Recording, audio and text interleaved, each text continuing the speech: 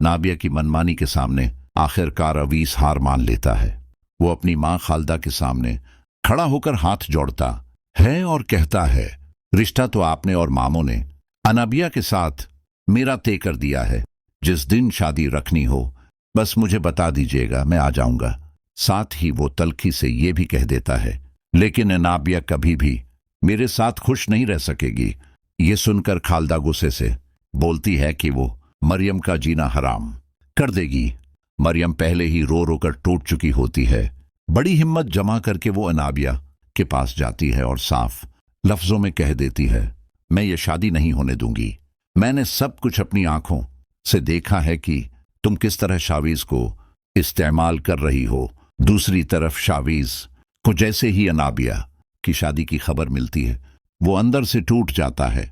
वो अकेला बैठकर रोने लगता है। उसी दौरान उसकी माँ आ जाती है। शावीज उसके सामने अपनी और इनाबिया की मोहब्बत का सारा किस्सा सच सच बयान कर देता है। शावीज की माँ फैसला कर लेती है कि वो निम्रा का रिश्ता तोड़ देगी।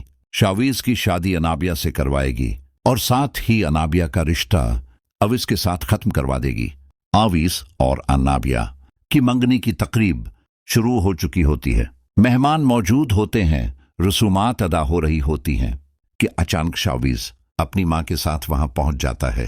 वो दोनों सबके सामने साफ अल्फाज में मंगनी रखवाने का मुतालबा करते हैं और अनाबिया और शावीज के रिश्ते की पूरी हकीकत सबके सामने रख देते हैं। शकील साहब जब अनाबिया से सच पूछते हैं तो अनाबिया खामोश हो जाती है।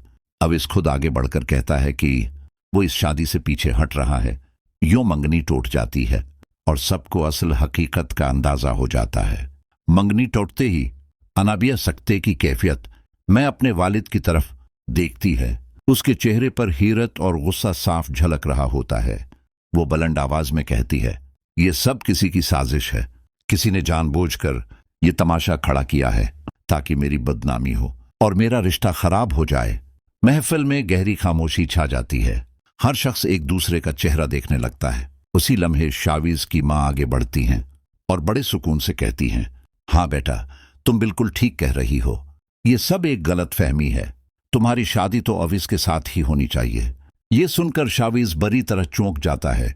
वो हैरत से अपनी माँ की तरफ देखता है, जैसे उसे यकीन ही ना आ रहा हो कि जो औरत कुछ देर पहले नम्रा का रिश्ता तोड़ने और अनाबिया से शादी करवाने की बात कर रही थी, वो अचानक पलट कैसे गई। शावीज की माँ उसका हाथ मजबूती से पकड़ लेती हैं और मुस्कुराते हुए सबके सामने कहती हैं, ये तो बस एक मजाक था।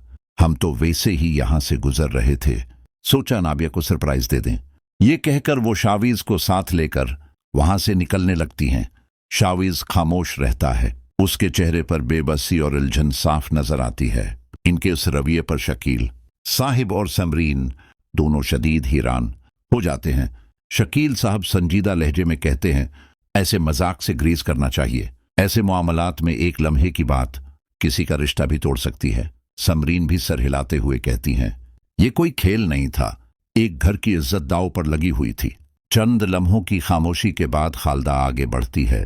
वो अंगूठी निकालकर अनाबिया की तरफ बढ़ा देती है। अवीस भी खामोशी से हाथ आगे करता है। सबके सामने खालदा अवीस से कहती है कि वो अनाबिया को अंगूठी पहना दे। अवीस एक लम्हे के लिए रख जाता है, जैसे कुछ कहना चाहता हो, मगर फिर वो अंगूठी पहना देता है। अनाबिया भी रस्मी मुस्कुराहट के साथ अवीस को अंगूठी पहना देती है।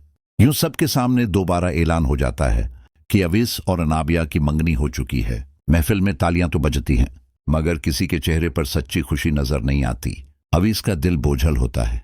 अनाबिया के चेहरे पर इत्मीनान के बजाय एक अजीब सी सख्ती होती है, जैसे उसने कोई जंग जीत ली हो। शकील साहब खामोशी से सब कुछ देखते रहते हैं।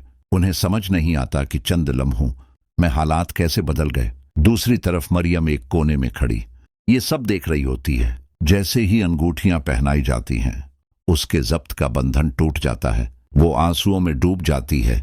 उसे लगता है कि उसके साथ बहुत बड़ी नाइंसाफी हो गई है। वो एक तरफ जाकर फूट फूट कर रोने लगती है।